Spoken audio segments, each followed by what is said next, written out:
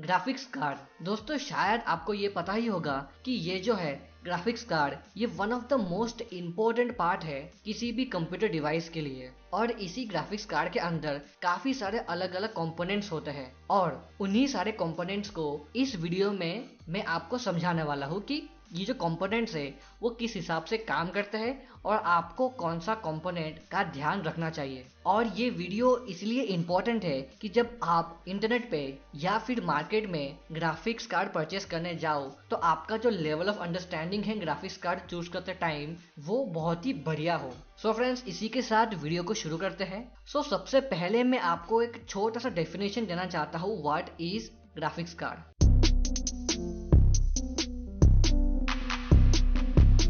Graphics card यानी कि आप वर्ड को ही देख सकते हो, ग्राफिक्स और कार्ड। ग्राफिक्स का मतलब क्या होता है, जो विजुअल्स, मतलब जो हम देखते हैं मॉनिटर में, उसको ग्राफिक्स कहा जाता है। और कार्ड का मतलब ये एक ऐसा कार्ड है जो कि मदरबोर्ड में अटैच होता है। तो ये तो आपको पता ही होगा कि कंप्यूटर के अंदर बहुत सारे अलग अलग काम को हम कर सकते हैं। जैसे कि चाहो तो आप 3D रेंडरिंग कर सकते हो, एनिमेशन कर सकते हो, वीडियो एडिटिंग कर सकते हो और सबसे खास बात गेम्स खेल सकते हो। तो ये सारी जो चीजें हैं ये सब ग्राफिक्स के रिलेटेड है। इसका मतलब अगर आपको वीडियो रेंडरिंग करनी है तो आपके सामने एक वीडियो है जिसको आप रेंडर करने वाले हो। इसका मतलब वीडियो मतलब ग्राफिक्स, आप ग्राफिक्स के साथ डील करने वाले हो। ऐसे ही जब आप गेम वगैरह खेलते हो तो आपको बहुत सारी चीजें देखनी होती है, तो इसका मतलब बहुत सारा काम है ग्राफिक्स के रिलेटेड। तो इसीलिए ये जितनी भी चीजें हैं, गेम्स, वीडियो एडिटिंग, रेंडरिंग वगैरह, इसके लिए हमें ग्राफिक्स कार्ड की जरूरत पड़ती है। हालांकि ग्राफिक्स का काम सीपीयू भी हैंडल कर सकता है, बट सीपीयू उतना पावरफुल भी नहीं होता ग्राफिक्स कार्ड के मुकाबले। इन सिंपल वर्ड्स, जितने भी हैवी ग्राफिक्स रिलेटेड काम होते हैं उनको हम करने के लिए ग्राफिक्स कार्ड का यूज करते हैं। तो ये था एक सिंपल एक्सप्लेनेशन।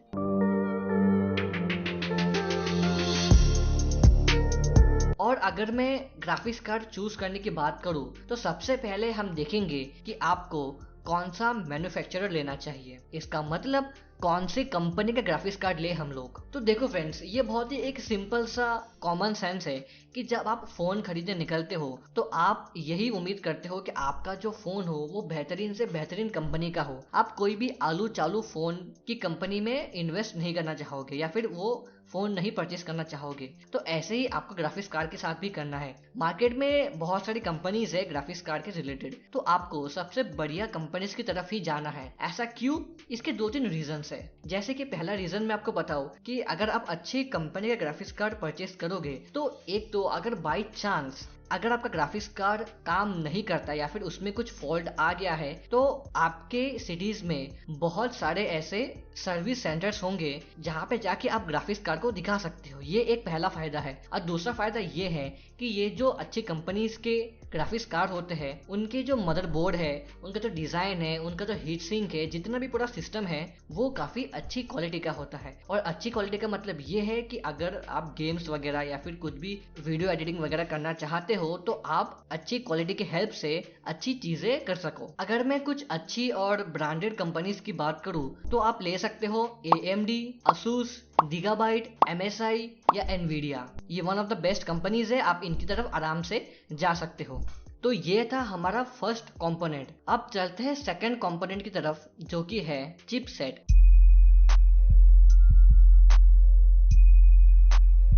दोस्तों, जैसे कि एक कंप्यूटर में प्रोसेसर इंपॉर्टेंट होता है वैसे ही एक ग्राफिक्स कार्ड में चिपसेट इंपॉर्टेंट होता है। चिपसेट का दूसरा नाम है GPU यानी कि graphics processing unit. In short ये ग्राफिक्स कार्ड का ब्रेन होता है, उसका CPU होता है और इसको हम कहते हैं GPU। मेनली मार्केट में 2 बड़ी कंपनीज है जो कि चिपसेट को मैन्युफैक्चर करती है। एक है AMD और दूसरी है Nvidia। और ये भी काफी सिंपल है कि अगर आपको एडिटिंग या फिर प्रोफेशनल लेवल के वर्क करने हैं तो आप Nvidia की तरफ देख सकते हो, या तो अगर आपको गेम्स वगैरह खेलने हैं तो आप AMD की तरफ देख सकते हो। और ऐसा क्यों? क्योंकि ये दोनों कंपनीज ने अपनी एक स्पेशलिटी बना के रखी हुई है कि जो प्रोफेशनल लेवल के वर्क है, जो 3D टाइप जो वर्क होते है वो एनवीडिया संभालता है, और जो गेमिंग रिलेटेड जो वर्क होता है, जो गेमिंग की जो टेक्नोलॉजी जो इन्वेंट होती है, वो सब AMD संभालता है। अगर मैं करंटली एनवीडिया का सबसे पावरफुल ग्राफिक्स कार्ड जो है उसकी बात करूँ तो वो है GeForce RTX 3090 Ti।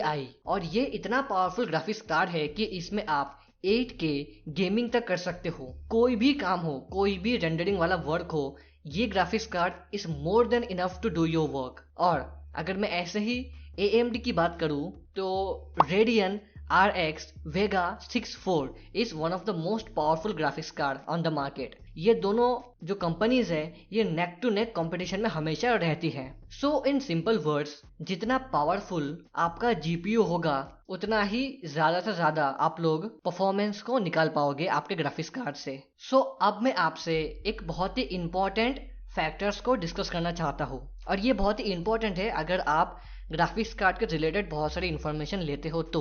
So friends, जैसे कि मैंने कहा कि अलग अलग कंपनीज जो है वो डिफरेंट ग्राफिक्स कार्ड मैन्युफैक्चर करती है। जैसे कि मैंने नाम लिया था AMD, ASUS, Gigabyte, MSI और NVIDIA। बट मैं आपको ये बता दूं कि ये जो AMD है और NVIDIA है, ये ग्राफिक्स कार्ड मैन्युफैक्चर तो करती ही है, साथ में चिपसेट भी मैन्युफैक्चर करती है। मतलब AMD के चिपसेट भी आते हैं और NVIDIA के चिपसेट भी आते हैं, जिनको आप GeForce या फिर Radeon के नाम से जानते होंगे। बट ये जो बाकी की कंपनीज है जैसे कि ASUS, Gigabyte, MSI, ये सिर्फ ग्राफिक्स कार्ड की बॉडी को मैन्युफैक्चर करती है, ये चिपसेट को मैन्युफैक्चर नहीं करती। फॉर एग्जाम्पल, अगर कोई ASUS का ग्राफिक्स कार्ड है तो ASUS के ग्राफिक्स कार्ड में लिखा होता है कि ASUS का GeForce RTX 3090 Ti। इसका मतलब ये है कि ग्राफिक्स कार्ड जो है वो ASUS का है, पर उसके अंदर जो चिपसेट है वो NVIDIA का है। NVIDIA का GeForce RTX 3090 है। और ऐसा ही सेम AMD के साथ भी है। अगर कोई ग्राफिक्स कार्ड ASUS का है तो उसके अंदर का जो चिपसेट है वो AMD का भी हो सकता है। तो इन सब चीज़ों में आपको कंफ्यूज नहीं होना है। चिपसेट जो अंदर होता है वो अलग चीज़ है, और जो पूरा का पूरा ग्राफिक्स कार्ड है वो एक अलग चीज़ है। अगर आपको कंफ्यूजन वगैरह है माइंड में तो चिंता मत करो, जैसे जैसे आप ग्राफिक्स कार्ड के साथ फेमिलियर होते जाओगे वैसे वैसे चीज़ें क्लियर होती जाएगी। अगर कुछ डाउट है आपको फिर भी और आपको अभी के अभी जानना है कि सब कुछ चीज़ें क्या होती है, तो मैं ये सजेस्ट करूंगा कि जाके रिसर्च करो, बहुत सारी ग्राफिक्स कार्ड के रिलेटेड रिसर्च करो यूट्यूब पे जाके, तो आपको काफ़ी सारी अच्छी इन्फॉर्मेशन मिल जाएगी। या तो आप इस चैनल के प्लेलिस्ट में जाओ और वहाँ पे ग्राफिक्स कार्ड रिलेटेड एक प्लेलिस्ट है, आप उसको जाके अच्छे से चेकआउट कर सकते हो। मैंने वहाँ पे अच्छी इन्फॉर्मेशन दी हुई है। अब आते हैं हमारे नेक्स्ट कंपोनेंट की तरफ, जो कि है मेमोरी, यानी कि VRAM।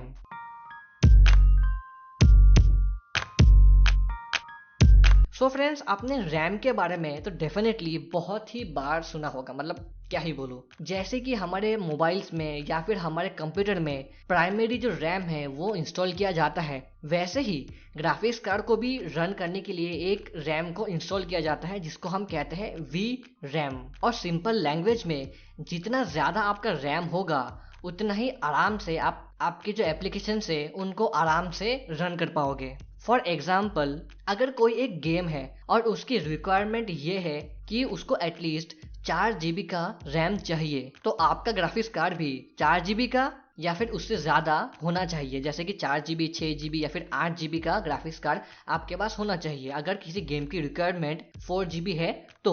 दोस्तों, ये भी मैं आपको एक इम्पॉर्टेंट टिप देना चाहता हूँ कि मान लीजिए आप एक कंप्यूटर बिल्ड कर रहे हैं या तो एक कंप्यूटर परचेज करना चाहते हैं, तो आपको जो एप्लीकेशन रन करनी है, फॉर एग्जाम्पल आपको AutoCAD रन करना है या तो आपको Adobe Premiere Pro चलाना है, तो आप एक बार AutoCAD या फिर Premiere Pro के जो सिस्टम रिक्वायरमेंट है उसको एक बार अच्छे से चेकआउट कर लो। वहाँ पे एग्जैक्टली लिखा होगा कि ये सॉफ्टवेयर्स को रन करने के लिए कौन सा ग्राफिक्स कार्ड चाहिए और कितने GB का रैम चाहिए, कौन सा चिपसेट चाहिए, ये सारी डिटेल्स वहाँ पे लिखी होंगी। तो इन सब के हिसाब से ही आप ग्राफिक्स कार्ड को परचेज कर सकते हो। अब आते हैं नेक्स्ट कंपोनेंट की तरफ, जो कि है मेमोरी टाइप।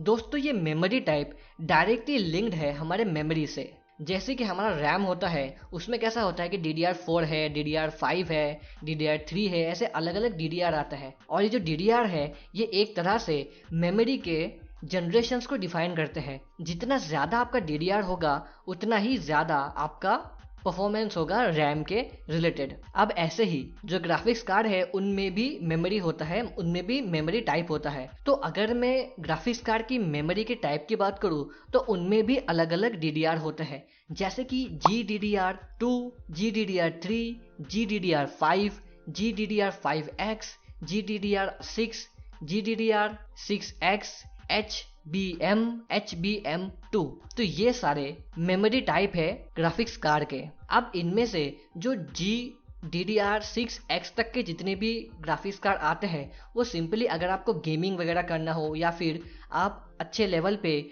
वीडियो एडिटिंग या फिर 3D रेंडरिंग वगैरह करते हो तो आपके लिए ये मेमोरी टाइप बहुत ही इनफ है, यानी कि GDDR6X, और ये लेटेस्ट DDR6 है।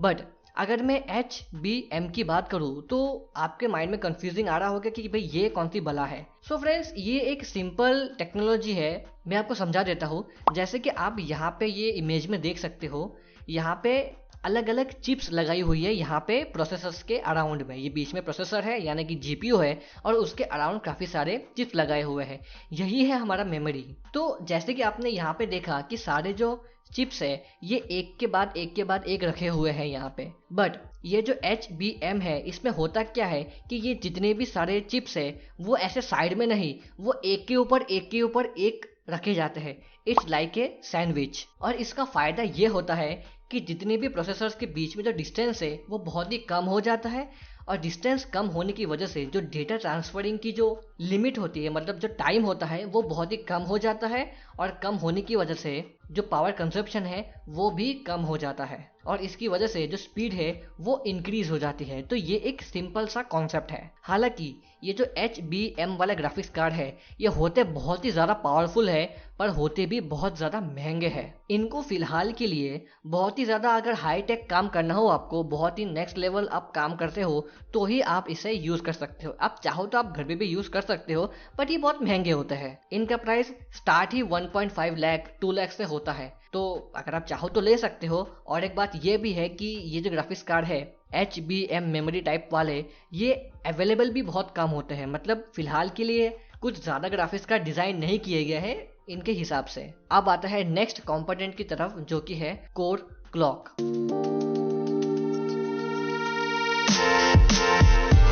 सो फ्रेंड्स, ये भी एक कॉन्सेप्ट है जिसमें कि जितना ज़्यादा आपके ग्राफिक्स कार्ड का कोर क्लॉक होगा उतना ही फास्ट आपका ग्राफिक्स कार्ड होगा। नॉर्मल टर्म्स में अगर कोई ग्राफिक्स कार्ड हो तो उनकी स्पीड होती है 1200 मेगाहर्ट्ज, 1300 मेगाहर्ट्ज, और मैं बोल रहा हूँ मेगाहर्ट्ज। इसका मतलब ये होता है कि आपका जो CPU है वो एक सेकंड में 1 मिलियन साइकिल्स को कंप्लीट कर सकता है। हालांकि 1 मिलियन साइकिल्स ये थोड़ा टेक्निकल टर्म हो जाएगा और शायद आपको जानने की उतनी ज़रूरत भी नहीं है आई गेस, बट आप ये सिंपली समझ सकते हो कि जितना ज़्यादा आपका मेगाहर्ट्ज होगा उतना ही पावरफुल आपका ग्राफिक्स कार्ड होगा। और ये भी एक बात होती है कि जितना ज़्यादा आपका मेगाहर्ट्ज होगा आपका जो कंप्यूटर है यानी कि जो ग्राफिक्स कार्ड है वो उतना ही ज़्यादा गर्म होगा, और गर्म होने की वजह से जो फ़ैन जो होता है ग्राफिक्स कार्ड में वो उतना ही फास्ट घूमेगा, और फास्ट घूमने की वजह से आपकी जो इलेक्ट्रिसिटी की जो कंजप्शन है वो ज़्यादा बढ़ जाएगी। तो ये एक सिंपल कॉन्सेप्ट है। और जैसे कि कोर क्लॉक होता है वैसे ही होता है बूस्ट क्लॉक। बूस्ट क्लॉक का भी कॉन्सेप्ट यही है कि वो कितना मेगाहर्ट्ज का होता है, 720 मेगाहर्ट्ज या फिर 1200 मेगाहर्ट्ज, ऐसे ही अलग अलग बहुत सारे मेगाहर्ट्ज होते हैं। बट अगर आप कोई भी ग्राफिक्स कार्ड को देखो तो वहाँ पे दो चीज़ें मेंशन होगी, एक तो कोर क्लॉक और एक बूस्ट क्लॉक। कोर क्लॉक का मतलब ये है कि आपका ग्राफिक्स कार्ड एटलीस्ट इतने कोर क्लॉक तक तो रन होगा ही, मतलब एटलीस्ट कम से कम इतना तो होगा ही। बूस्ट क्लॉक का मतलब ये है कि यहाँ तक पहुँच सकता है, लास्ट यहाँ तक इसका परफॉर्मेंस है। इसके आगे भी एक चीज़ होती है जिसको कहते हैं हम ओवरक्लॉक। अब ओवरक्लॉक का कॉन्सेप्ट ये है कि बूस्ट क्लॉक तक आपने आपके ग्राफिक्स कार्ड को खींच लिया, मतलब पूरी परफॉर्मेंस एकदम निकाल दी। बट आप ये सोच रहे हो कि भाई मैंने पूरी परफॉर्मेंस निकाल तो दी पर मुझे और परफॉर्मेंस चाहिए, तो अब आप करोगे ओवरक्लॉक। ओवरक्लॉक का मतलब ये है कि जितना आपका हाई परफॉर्मेंस है आपको मैनुअली उसको और भी ओवरक्लॉक करना है, चाहो तो आप ऑटो ओवरक्लॉक भी कर सकते हो। ओवरक्लॉक अपने आप में ही एक अलग कॉन्सेप्ट है। तो मैं इसके लिए अलग एक वीडियो रेडी कर दूंगा। अब ओवरक्लॉक करने से होगा क्या, सिंपली कि आपका जो ग्राफिक्स कार्ड है वो 30 to 40% मैक्स ज़्यादा परफॉर्मेंस निकालेगा, और उसकी वजह से भी आपका जो पूरा सिस्टम है या तो ग्राफिक्स कार्ड है वो ज़्यादा गर्म होगा। ये बात का आप ध्यान रखना। अगर आपने मैनुअली ज़्यादा ओवरक्लॉक कर दिया तो मोस्ट प्रोबेबली आपका जो ग्राफिक्स कार्ड है वो डैमेज भी हो सकता है। आगे बढ़े हमारे नेक्स्ट कंपोनेंट की तरफ, वो है इंटरफेस।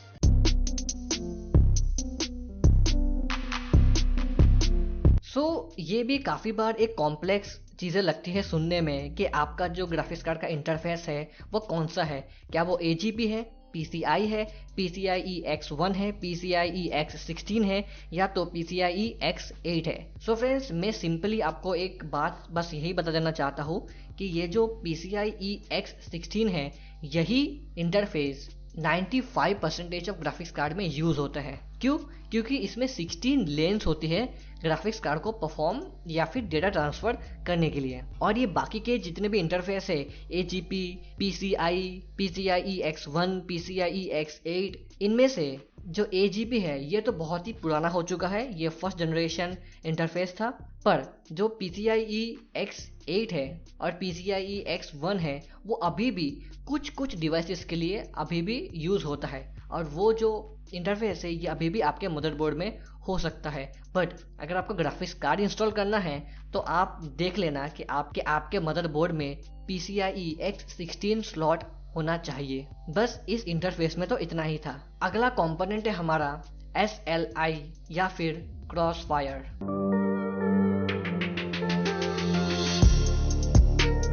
दोस्तों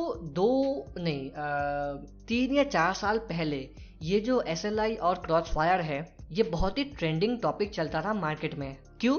शायद आपको पता होगा कि पहले के टाइम पे लोग एक ही सिस्टम के अंदर 2 से ज़्यादा ग्राफिक्स कार्ड को इस्तेमाल करते थे। जैसे कि अगर उनको एक ग्राफिक्स कार्ड से परफॉर्मेंस नहीं मिल रही तो वो सेम ग्राफिक्स कार्ड 2 या फिर 3 या फिर 4 एक ही मदरबोर्ड के अंदर इंस्टॉल कर देंगे, और फिर ये सारे ग्राफिक्स कार्ड एक साथ मिल के परफॉर्मेंस निकालते थे। और इसी टेक्नोलॉजी को कहा गया है SLI या फिर क्रॉसफायर। और इनमें से जो SLI है वो टेक्नोलॉजी है एनवीडिया की, और जो क्रॉसफायर है वो टेक्नोलॉजी है AMD की।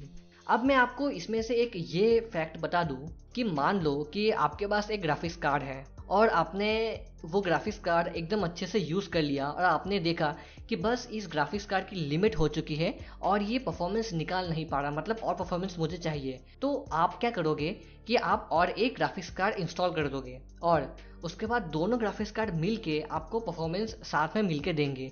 तो आप ये सोच रहे होंगे कि पहला ग्राफिक्स कार्ड मुझे 100% देगा और दूसरा ग्राफिक्स कार्ड मुझे और 100% देगा, तो 100 + 100 200, तो मुझे 200 की जितनी परफॉर्मेंस मिलेगी। बट एक्चुअली में ऐसा नहीं होता। अगर 2 ग्राफिक्स कार्ड आप इंस्टॉल करोगे तो आपको 200 नहीं 160 या फिर 170% तक ही पावर मिलेगी। और मैं आपको ये भी बता दूं कि ये टेक्नोलॉजी फिलहाल तो ज़्यादा अभी यूज़ में नहीं आती, क्योंकि अभी के जो ग्राफिक्स कार्ड है वो इनफ पावरफुल हो चुके हैं कि अभी 2 ग्राफिक्स कार्ड की ज़रूरत बिल्कुल भी है नहीं मार्केट में। अगर आप अभी के लिए GeForce RTX 3070 ले लोगे या फिर 3080 ग्राफिक्स कार्ड ले लोगे तो वो बहुत ही ज़्यादा पावरफुल ग्राफिक्स कार्ड है और उससे आगे जाने की आपको ज़रूरत ही नहीं पड़ेगी।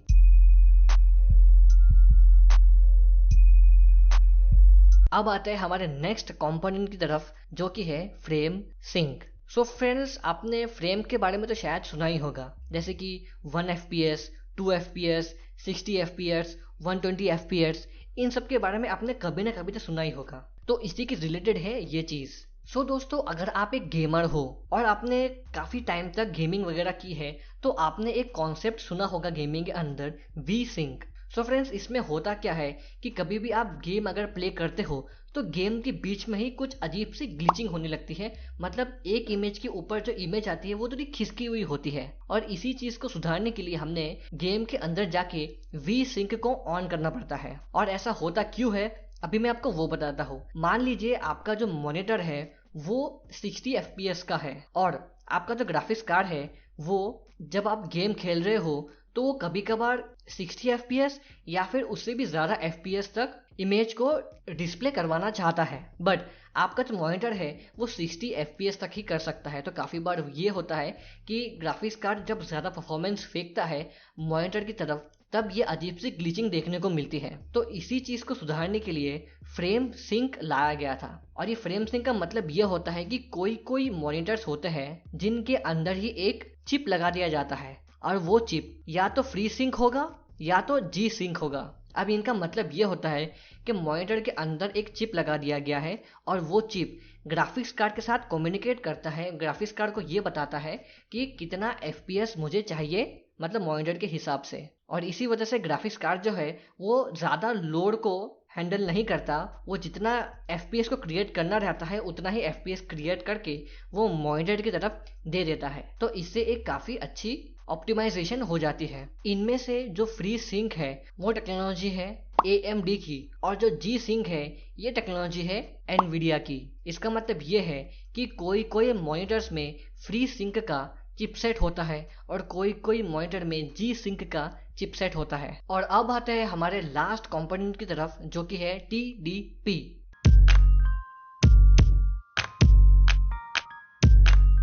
सो फ्रेंड्स, ये भी एक इम्पॉर्टेंट कॉन्सेप्ट है जानने के लिए, बट काफ़ी लोगों के माइंड में ये थोड़ा कंफ्यूजिंग है। मतलब मुझे भी काफ़ी डाउट था इस TDP के मामले में, बट मैंने फाइनली इस चीज़ को समझ लिया है कि ये चीज़ आखिरकार है क्या। सो आपने कभी भी इंटरनेट पे कोई भी CPU का या फिर GPU का स्पेसिफिकेशन देखा हो तो वहाँ पे एक टर्म मेंशन की गई होती है TDP इजिकल टू 65 वॉट या फिर 90 वॉट या फिर 100 वॉट, ऐसे अलग अलग वॉट में चीज़ें मेंशन की गई होती है। तो काफ़ी बार ये होता है कि वॉट को देख के हमें ये लगता है कि ये जो GPU है ये इतना पावर कंज्यूम करेगा पावर सप्लाई से, बट ऐसा एक्चुअली में होता नहीं है। ये जो TDP है ये डिटरमाइन करता है कि आपका जो GPU है वो कितना ज़्यादा हीट प्रोड्यूस करेगा, और जितना ज़्यादा हीट प्रोड्यूस करेगा उसके हिसाब से हीट सिंक को वहाँ लगाना है।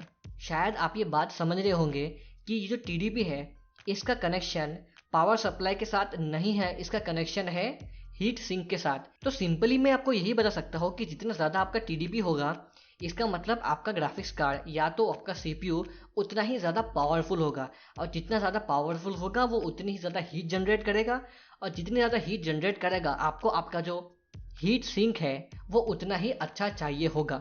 सो फ्रेंड्स, मैंने आपको ये जितने भी कॉन्सेप्ट है ये सारे के सारे समझा दिए हैं। इनमें से है manufacturing, chipset, memory type, core clock, boost clock, interface, SLI, cross fire, frame sync और TDP। मैंने आपको ये सारे कॉन्सेप्ट समझा दिए हैं। सो आई होप आपको ये सब कुछ समझ में आ चुका होगा। मिलते हैं किसी अगले वीडियो में, तब तक के लिए गुड बाय।